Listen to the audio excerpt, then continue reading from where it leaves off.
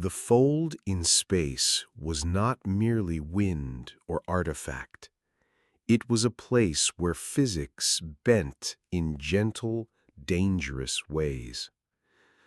Caldera threaded through gossamer tugs of gravity, and for days the ship tasted the kind of silence that makes small sounds sacred.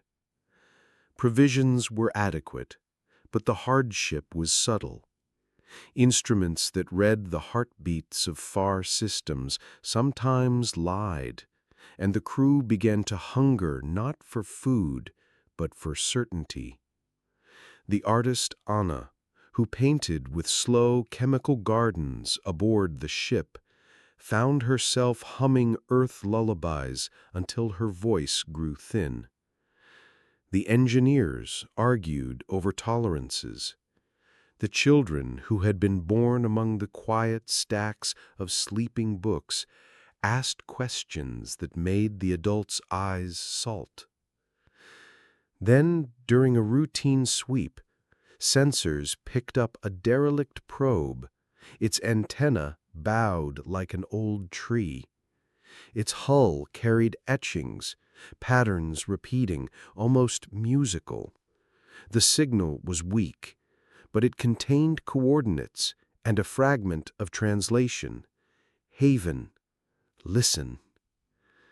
The data hinted that this was a navigational marker placed by an earlier species seeker, a hopeful signpost rather than a warning. The choice appeared simple: follow the sign and risk time, or pass by and mourn what might have been. Communities in quieter eras might have let fear decide. Caldera's crew did not. They followed the little marker into the fold. Stringing out along a corridor of micro-asteroids, Caldera descended to an ice-flanked planetoid and found a hollow like a cathedral, a pit of magnetic ice that sang when struck by cosmic rays. In that singing, the team detected an intelligence not of flesh, but of resonance. They called itself the lattice. Communication with the lattice came slowly. It did not speak words, it sang possibility. Mira and the linguist Rafi exchanged tones, and the ship's children translated, not by code, but by patience.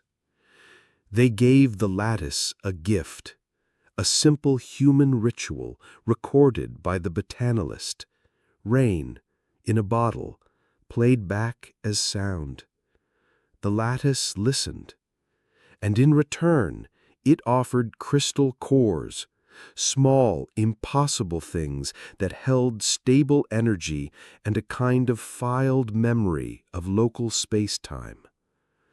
But gifts in the universe come with tests. As Caldera gathered what it needed, a fissure opened in the planetoid's orbit, hurling shards that might have torn the ship to pieces. Quick decisions, quick courage. Engineers strapped themselves to external trusses. Pilots took manual vectoring. The children sang through the comms to steady the hands that repaired. When the danger passed, the crew understood the quiet lesson of Haven. Help is reciprocal. The lattice had shared its cores because the humans had shown reverence, not extraction. And the ship had survived because in the narrow hour they had been a community. The Ember Expedition left the planetoid with new modules, a new song recorded into Caldera's archive, and a deeper trust that the journey required not only tools, but the soft architecture of compassion.